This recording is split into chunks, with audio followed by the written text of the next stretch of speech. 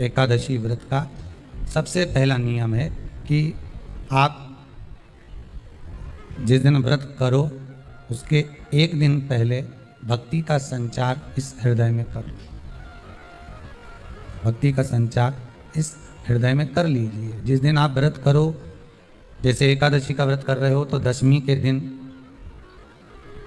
शाम का समय जब आवे, रात्रि जब होने लगे, शाम का समय आवे और रात्रि का आप जब भोजन ग्रहण करो तो उस भोजन में कोई ऐसा पदार्थ ग्रहण मत करिए जिस पदार्थ के कारण आपकी एकादशी बिगड़ जाए।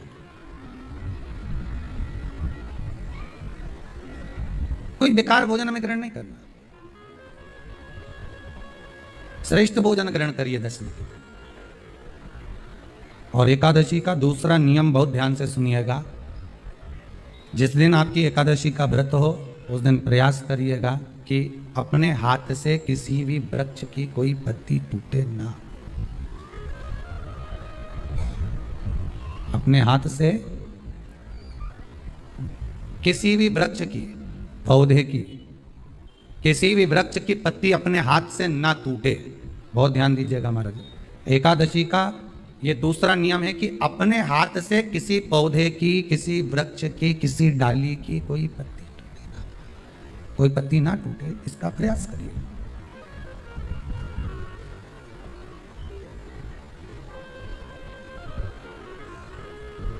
कितना सुंदर व्याख्यान कहा है, कितना सुंदर वर्णन है महाराज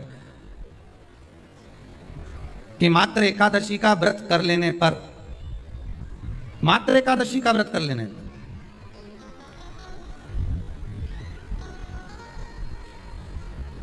जो पूर्व में किया गया हमारा पाप कर्म है, हमने किसी जीव की हत्या करी है, हमने किसी को कष्ट प्रदान करा है, हमने किसी को अपशब्द कहा है, हमने किसी को ताने दिए, हमने किसी को आड़ा टेढ़ा कहा है, हमने किसी को गालियां दे दी है, मात्र एकादशी का व्रत ही कर लेने पर ये सारे जो दोष हैं वो समाप्त हो जाते हैं।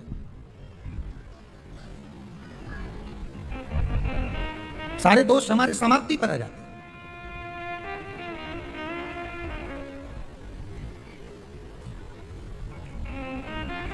अब एक विचार करिएगा थोड़ा सा अपने मन में, अपने चित्त में, अपनी वृत्ति में एक बात उतारिएगा। एक अपने मन में एक बात को उतार कर रखिएगा कि आप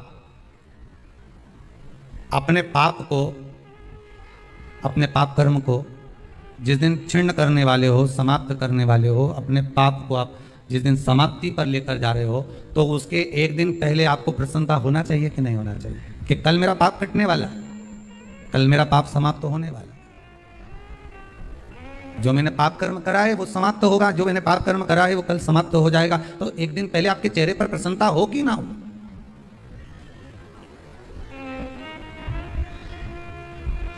और चेहरे पर वो प्रसन्नता आपके आना चाहिए कि कल मेरा एकादशी का व्रत है, आज दशमी है, कल एकादशी का व्रत है, तो कल मेरी जब एकादशी का व्रत रहेगा तो मेरा ना जाने कितना कितना पाप, कितना असत्य, कितना झूठ, कितना प्रपंच वो समाप्त हो जाएगा। इसमें मुझे प्रसन्नता हो, इसमें मुझे आनंदता हो।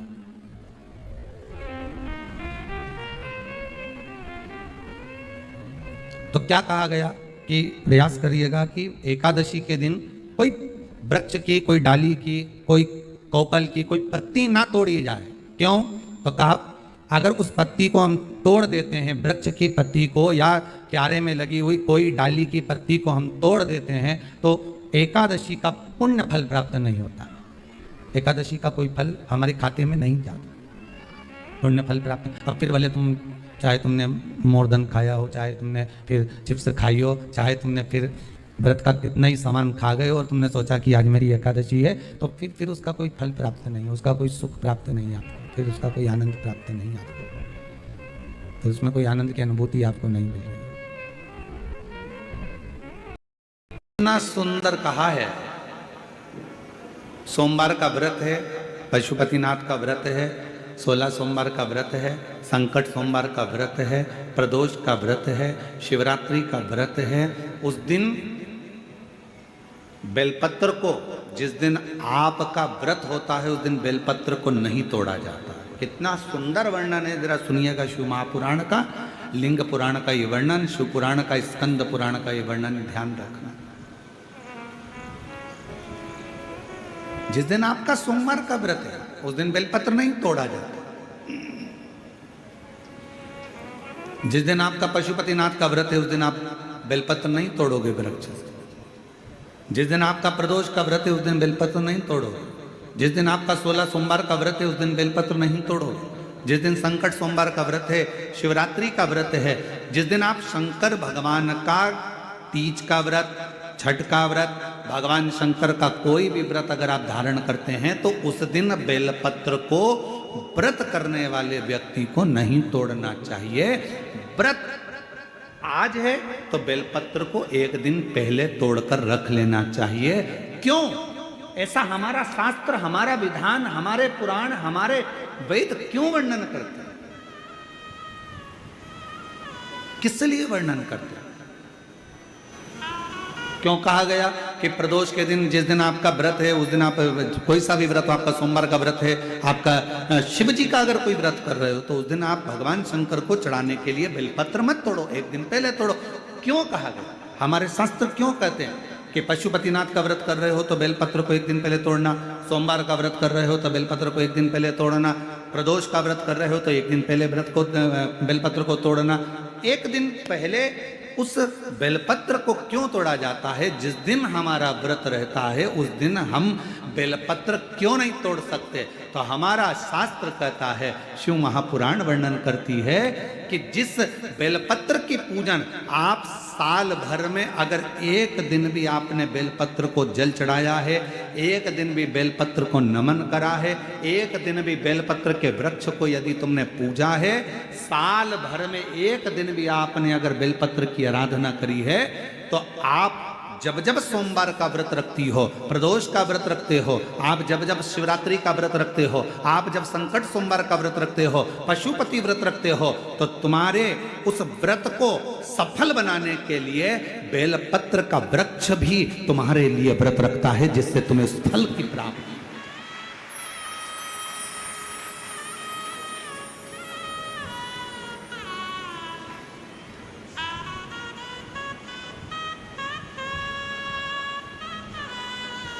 कथा सुनने आ रहे हो? घर के बाहर बेलपत्र का पेड़ है, कथा श्रवण करने जा रही हूं, बेलपत्र का वृक्ष है। नहीं, आपको अगर कथा सुनने जा रहे हो तो बेलपत्र अगर चढ़ाना है तो एक दिन पहले आप बेलपत्र को उतारो।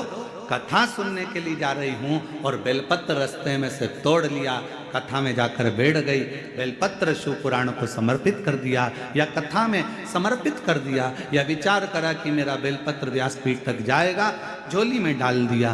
ध्यान रखना, कथा सुनने के लिए आ रही हो, सामने बेलपत्र का वृक्ष दिख गया, उसको झुककर प्रणाम करो, नमन करो और कहो, मेरे बाबा, मेरे शंभु, आपका दर्शन कर कर जा रही हूँ। मैं जानती हूँ इस बेलपत्र के वृक्ष में गौरी शंकर हैं, मैं जानती हूँ इस बेलपत्र के वृक्ष में नारायण लक्ष्मी है, मैं जानती हूँ इस बेलपत्र के वृक्ष में 64 योगनियाँ है, मैं जानती हूँ इस बेलपत्र के वृक्ष के तने में स्वयं कुबेर बैठकर साधना करता है। इस बेलपत्र के वृक्ष को मैं नमन करती हूँ। बाबा, आपसे प्रार्थना करती हूँ कि मैं कथा सुनने के लिए जा रही हूँ, जब मैं कथा सुनकर वापिस आऊं ना, हे बेलपत्र महारानी, हे बेलपत्र के वृक्ष, हे शंकर, ऐसी कृपा करना कि मेरी खाली झोली को भंडार से भर देना, उसको नमन करो। और हम क्या करते हैं? कथा सुनने जा रहे हैं तो बेलपत्र का वृक्ष अपने आंगन में है या बेलपत्र का वृक्ष रास्ते में पड़ गया, 4-6 बेलपत्र तोड़ लिए, कथा में जाकर बैठ गए, कथा सुन ली, बाद में बेलपत्र समर्पित कर, ना ना ना ना, आते समय बेलपत्र को नमन करते हुए।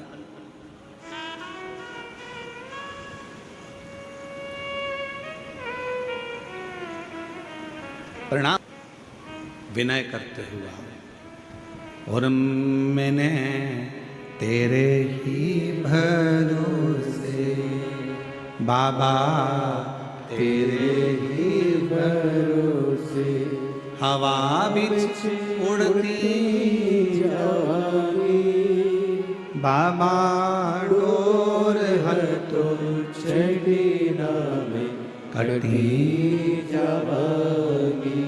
बोले मैं तेरी पत्नी शंभु मैं तेरी पतंग हवा बिच उड़ती जागी बाबा डोर हटो छड़ी नामे कटी जागी बोले मैं तेरी आप उसको नमन करिए।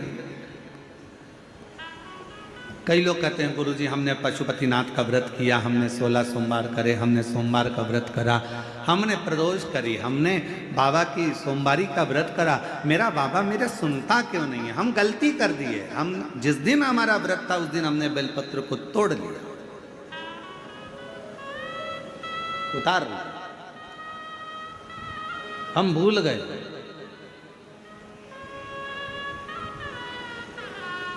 हम सबसे कहेंगे अगर YouTube पर हमारी पूर्व की कथा डली हो, एक पुष्प शिव महापुराण की कथा, त्रिपुंड शिव महापुराण की कथा, बेलपत्र शिव महापुराण की कथा, जब पुरानी जो YouTube पर हमारे YouTube पर अगर डली हो तो वो कथा को आप निकालना, उसको एकांत में बैठकर थोड़ा सा श्रवण करना कि पुष्प का महत्व क्या है। कौन सा फूल जमीन पर गिरा हुआ भी शंकर को स्वीकार होता है।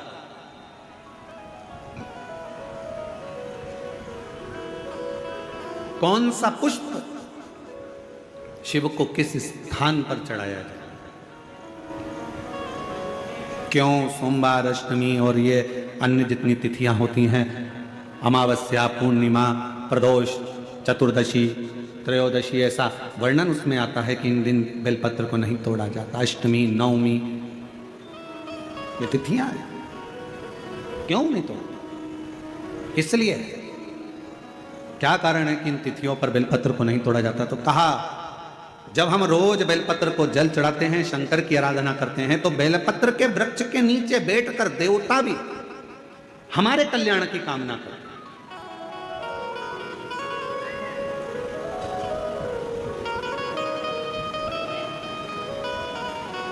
कितनी बड़ी बात लिखी है।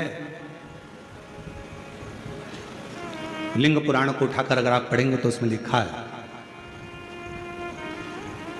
1.25 किलो सोने के सिंहासन पर गंगा के जल में एकादशी के दिन 7 बेलपत्री डालकर जो नंदीश्वर भगवान अर्थात जो शंकर जी के शिवलिंग के सामने नंदी होता है, उस नंदी के चरण पर गंगा का जल चढ़ाकर बेलपत्री शिव पर समर्पित कर देता है, उसके घर में रुपया रुकना चालू हो जाए। एकादशी के दिन जब आप जल शंकर को चढ़ाने तो रोज ही जाते हैं, जब एकादशी का दिन रहे और शंकर जी के मंदिर में आप जल समर्पित करें तो 3 बार मुख से स्वधा स्वधा स्वधा या स्वधा स्तोत्र का पाठ, जिसमें 12 श्लोक।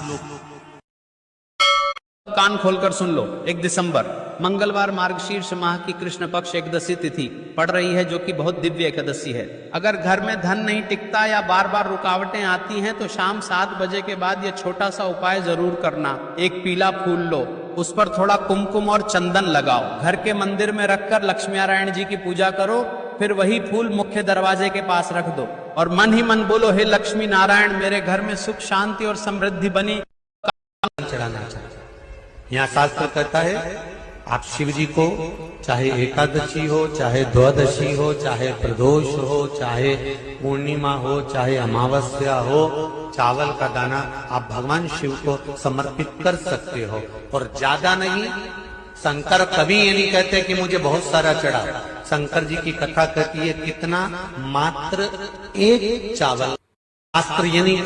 हमने पहले भी कहा, आज फिर कहते हैं, घर के बुजुर्गों से नहीं डरना, मत डरो। किसी गुरु से नहीं डरना, मत डरो। किसी वेद पुराण से नहीं डरना, मत डरो। परमात्मा से नहीं डरना, मत डरो। तुम किसी से मत डरो, पर शिव पुराण की कथा कहती है अपने कर्म से जरूर डरना, क्योंकि कर्म का भोग तो भगवान को भी भोगना पड़ा है, परमात्मा को भी भोगना पड़ा, अपने कर्म से जरूर। का दूसरा नियम बहुत ध्यान से सुनिएगा। जिस दिन आपकी एकादशी का व्रत हो उस दिन प्रयास करिएगा कि अपने हाथ से किसी भी वृक्ष की कोई पत्ती टूटे ना। तुलसी के 11 पत्ते डाले जाते हैं। कितने पत्ते डालते हैं? 11 तुलसी के पत्ते डालते हैं और उसको किसी भी नारायण के मंदिर में, राम कृष्ण भगवान विष्णु दत्त आदि जितने नारायण के मंदिर हैं, उस मंदिर में किसी भी पात्र में, एक छोटे से पात्र में उसको भरकर रखी आते हैं महाराज। उससे भी जॉब, सर्विस, नौकरी। काली मिर्ची 21 बार उतार कर शंकर जी का श्री शिवाय नमस्तुभ्यम मंत्र बोलिए। श्री शिवाय नमस्तुभ्यम इस मंत्र का जाप कर कर पीपल के पेड़ के नीचे उस काली मिर्ची को दबा दीजिए। जिंदगी में आपका रोग समाप्त हो जाएगा और जो दवाई है वो एकादशी तिथि आए, उन दीप को भगवान के सामने प्रज्वलित कर कर 5 दिए अपने दरवाजे के पास में बाहर की ओर रख देता है। उसके घर में कभी रोग, बीमारी और लक्ष्मी की कोई कमती नहीं होती, उसका जीवन सार्थक। लड़की का विवाह नहीं हो रहा, 30 साल हो गए, 32 साल हो गए, 34 साल हो गए, लड़का लड़की का विवाह ही नहीं हो रहा। बहुत टेंशन है माता पिता। कोई मंगली है, कोई मांगलिक है, संबंध हो ही नहीं रहा। बहुत प्रयास कर रहे हैं। एक प्रयास छोटा सा कर देते। 4 दिशा का स्मरण करिए, पूर्व, पश्चिम, उत्तर, दक्षिण। हथेली पर आटे का दीप लगाइए, घी भर लीजिए और 4 बत्ती उसमें अलग अलग रख लीजिए। थोड़ा सा पीला चावल हल्दी में कर उसमें डाल लीजिए।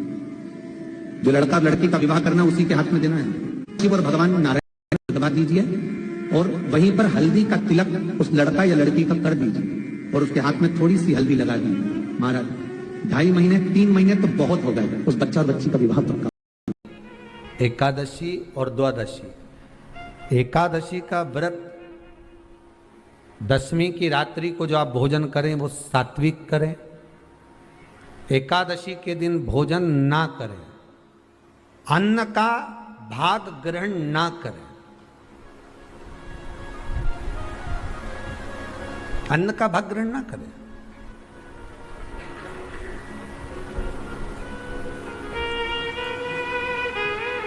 कितना सुंदर कहा है महाराज जी।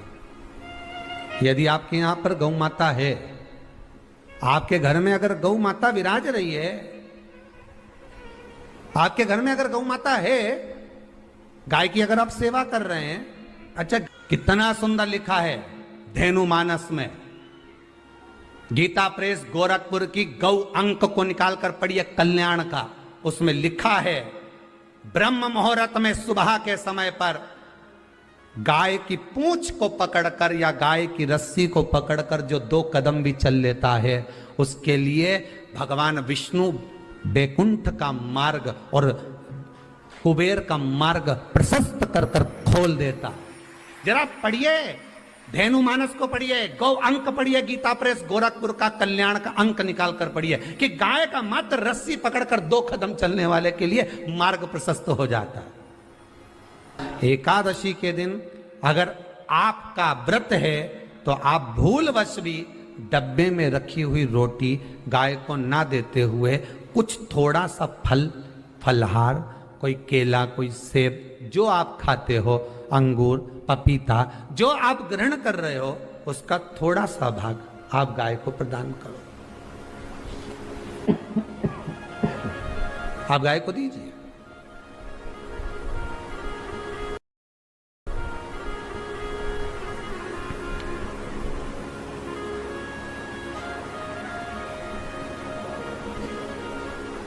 थोड़ा सा भाग आप गौ माता को प्रदान करो, थोड़ा सा।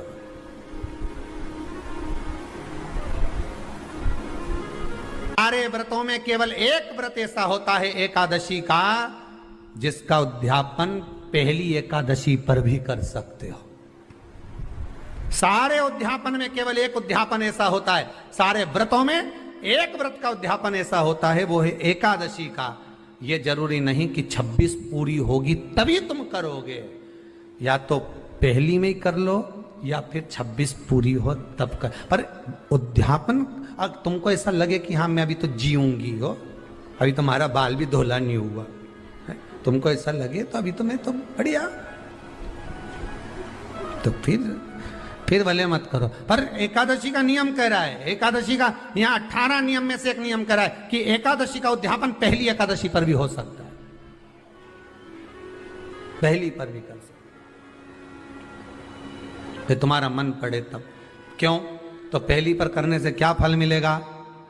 तो एकादशी की नियमावली कहती है, अगर मान लो आपने पहली एकादशी पर भी उद्यापन कर लिया, इसके बाद में जितनी एकादशी करोगे वो सारी तुम्हारे खाते में जुड़ती जाएगी। मतलब बैंक में खाता खोल लो, ठीक है? खाता खोल लिया, अब जितना कमाता जाओगा उसमें डालते जाओ, जितनी कमाई करके लाओगे उसमें जमा करते जाओ। एकादशी एक बार उद्यापन पहले में भी हो गया तो बाकी का पुण्य तुम्हारे खाते में आ जाएगा,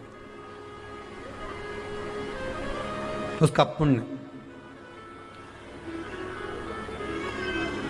एकादशी का उद्यापन बड़े महीने में माघ शुक्ल एकादशी के दिन, माघ का महीना हो, शुक्ल पक्ष की, जम के बोलिए, एकादशी हो, प्रयास करना कि आप उद्यापन करें, भले 5, 10, 11, 12 जितनी एकादशी हो जाए, 26 हो जाए तो ज़्यादा अच्छी है, नहीं तो आप करें तो माघ महीने की शुक्ल पक्ष की एकादशी के दिन आप उद्यापन करें। प्रयासरत करें, प्रयासरत। बड़े महीने के अंतर्गत जो उद्यापन, हाँ चतुर्मास के अंतर्गत उद्यापन नहीं होता एकादशी का, बहुत ध्यान दीजिए हमारा। ये जो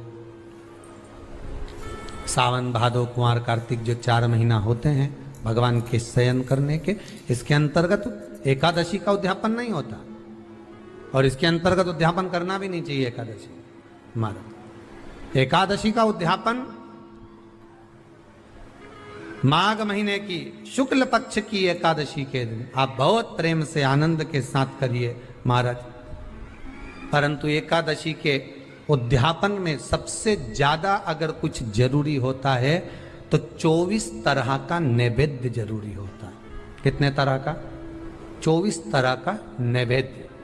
अब आप कहोगे गुरुजी उद्यापन हम कर रहे हैं एकादशी का, तो उसमें तो फलहार का हमें नैवेद्य बनाना चाहिए। तो फिर ये पुराण के अंतर्गत स्कंद पुराण में ये चीज लिखी है कि एकादशी का जब उद्यापन करते हैं तो 24 तरह का नैवेद्य बनाकर सिद्ध करते हैं। 24 तरह का नैवेद्य जान रख लेना, हलवा बना लो, खीर बना लो, पूड़ी बना लो, सब्जी बना लो, पकौड़ा बना लो, भजिया बना लो, ऐसे 24 तरह का नैवेद्य अलग अलग चाहिए। पर लोग क्या करते हैं, खोपरा पाक बनवा लेते हैं 1-2 किलो और 24 जगह रख देते हैं। स्वीकृत नहीं है। 24 तरह का नैवेद्य रखा जाता है। महाराज एकादशी के दिन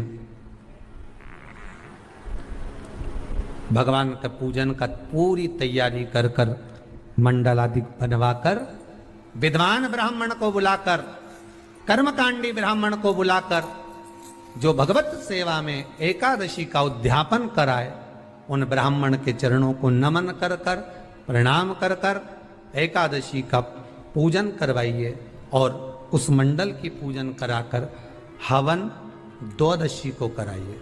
एकादशी को हवन नहीं। एकादशी के उद्यापन का जो हवन होता है वो द्वादशी को।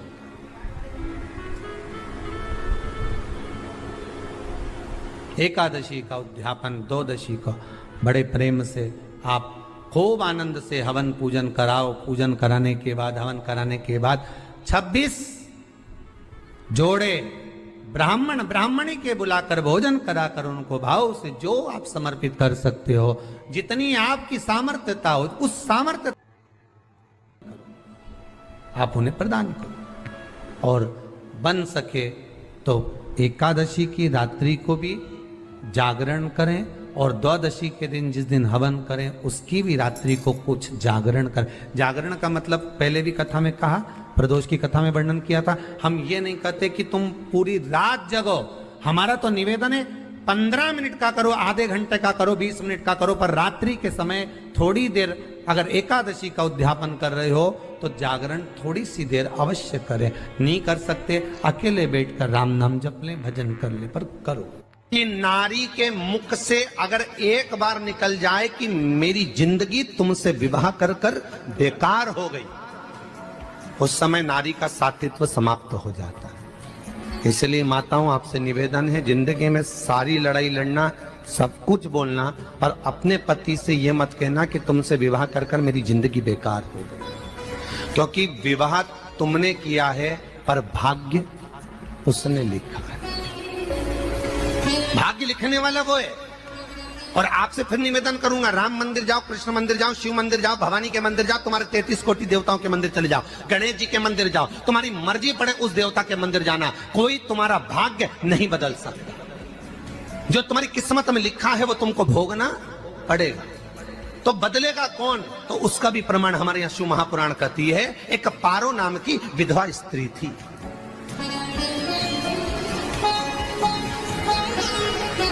क्या नाम है उसका? नाम पारो। विधवा है, पति नहीं है, एक बेटा है।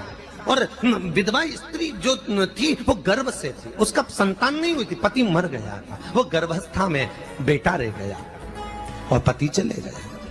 पारो बड़ी दुखी थी, भगवान का भजन करती बहुत, घर में कुछ भी नहीं था, जो व्यापारी जो धन था उसके पति का वो सब लोग खा गए। जब जैसे व्यक्ति जब तक जीवित है तब तक संसार उसका है, जैसे ही वो गया उसका सारा धन भी उसके साथ चला गया, व्यापार धन। रो पारो, आंखों से अश्रु बहता है, नैनों से जल बहता है, नैनों से बिंदु बहता है। और पारो की आंखों से जब आंसू बह रहा है, अश्रु निकल रहा है, जल बह रहा है,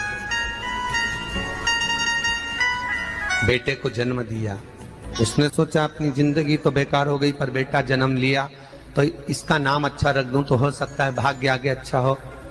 तो उसने उसका नाम भाग्य सिंह रख दिया। क्या नाम रखा? भाग्य सिंह। भाग्य अच्छा रहेगा इसका, तो हो सकता है कुछ अच्छा कर ले। पर बेटे की भी किस्मत इतनी प्रबल नहीं थी। माँ जगह जगह बर्तन मांझ कर काम कर कर बच्चे का पालन कर ली। बच्चा थोड़ा बड़ा हुआ, माँ मेरे सारे मित्र सेठ हैं, अब मेरा ही किस्मत, मेरा ही भाग्य ऐसा क्यों है? मेरी ही किस्मत ऐसी क्यों है ऐसा?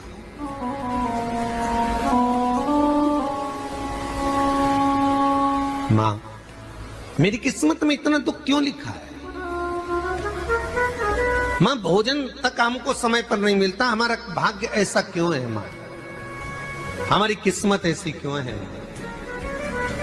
माँ कहती है बेटा जो ललाट पर लिखा उसे कौन टाल सका।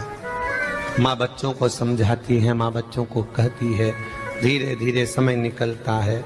माँ एक बार बता माँ, तू कहती है कि सब भगवान ने लिखा है भाग्य में, तो भगवान का मिलेगा मुझे बता दे। माँ बोलती है ऐसी कोई जगह नहीं जहाँ भगवान नहीं, वन में मिलेगा। हाँ मिलेगा। माँ का कहना मानकर भाग्य सिंह वन में चले गया और घने जंगल में भाग्य जब गया भाग्य सिंह, और घने जंगल में जब पहुंच गया, ढूंढते ढूंढते ढूंढते ढूंढते ढूंढते तो भी भगवान, तो भगवान की छाया तक नहीं मिली। भगवान की छाया तक। आंखों में जल भर गया, बेहोश होकर गिर गया। शाम का समय था, विष्णु और लक्ष्मी निकल कर जा रहे थे। लक्ष्मी और विष्णु जाते जाते उसको देखकर रूप बदल के उसके पास गए। बेटा आपका नाम क्या है? हमारा नाम भाग्य सिंह है। कहाँ जा रहे हो? भगवान से मिलना है हमको। क्या काम है तुम्हें भगवान से? भगवान से पूछना है कि मेरी किस्मत ऐसी क्यों बनाई, मेरी किस्मत में गरीबी क्यों लिखी, मेरे भाग्य में इतना दुख क्यों लिखा। मुझे भगवान से पूछना है कि मेरी किस्मत ऐसी क्यों बनाई, मेरी किस्मत में इतना दुख क्यों लिखा, इतनी। तो भगवान बोले ये तो देखो भाग्य भाग्य की बात है, सबके भाग्य में अलग अलग होता है। नहीं नहीं मुझे भगवान से पूछना। तो हुआ क्या? मैं बहुत गरीब हूं, मैं बहुत दुखी हूं, भगवान से प्रार्थना है कि मुझे कुछ मेरी जिंदगी का अच्छा कार्य कर दीजिए। लक्ष्मी जी को दया आ गई, नारायण से बोले प्रभु इसको कुछ दे दो, थोड़ा सा इसके ऊपर कृपा कर। लक्ष्मी मैं दे भी दूंगा तो इसकी किस्मत में नहीं है। लक्ष्मी कहती है आपका काम देने का है, आप तो दो। भगवान ने कहा लक्ष्मी नहीं है भाग्य में, तुम तो दे दो। लक्ष्मी जी के कहने पर नारायण ने उसको एक हीरे का हार दे दिया। ले ये ले हीरे का हार। वो प्रसन्न हो गया, हीरे का हार मिल गया। और हार लेकर वो चला और चलते चलते उसने सोचा मेरी मम्मी को दूंगा, मेरी माता को दूंगा, माँ बड़ी प्रसन्न हो जाएगी। हीरे का हार लेकर जा रहा था। हार ले जाते उसको रास्ते में इतने में उसको तुरंत उसी समय पर कहीं सोचादि कर्म के लिए जाना पड़ा। उसने सोचा इस हार को इस पत्थर पर रख देता हूं, अभी आऊंगा वापिस इस हार को उठाकर घर लेकर चले जाऊंगा। और सोचादि कर्म के लिए वो चल दिया, गया, हाथ धोकर आया, इतने में एक चील उड़ती उड़ती आई, उसका हार लेकर चली गई। आके रोने लगा, माँ को जाकर कहा, माँ किस्मत तो देख, इतना जोरदार हार मिला था हीरे का, पर भाग्य में नहीं था, नहीं मिला। इतने में वो रोता रोता तुरंत फिर भगवान के पास गया, रोता बिलखता फिर पहुंच गया वन के अंदर, फिर भगवान मिले। भगवान ने पूछा अब क्या हुआ? प्रभु मेरा हार तो वो हीरे का, मेरा हीरे का हार ले गई चील। भगवान बोले देख भैया, हम तो तेरी किस्मत में था, वो कर दिया, अब आगे तू एक काम कर, ब्रह्मा जी से जाके मिल। ब्रह्मा जी कहाँ मिलेंगे? यहां से आगे जा, ब्रह्मा मिल गए। ब्रह्मा के पास गए। ब्रह्मा जी ने कहा क्या हुआ? ब्रह्मा जी मेरे भाग्य में गरीबी लिखी है, कुछ अच्छा कर दीजिए। ब्रह्मा जी कहते हैं तुम्हारा भाग्य में जो लिखा है वो तुम्हें भोगना पड़ेगा। नहीं नहीं, आप कृपा करो। लक्ष्मी जी ने नारायण से कहा इसको कुछ कृपा कर दो। तो भगवान ब्रह्मा जी ने कहा चलो इसका भाग्य बदलने के लिए एक हीरे की अंगूठी दे देता हूं। भगवान ने उसको हीरे की अंगूठी दे दी। अब हीरे की अंगूठी दी,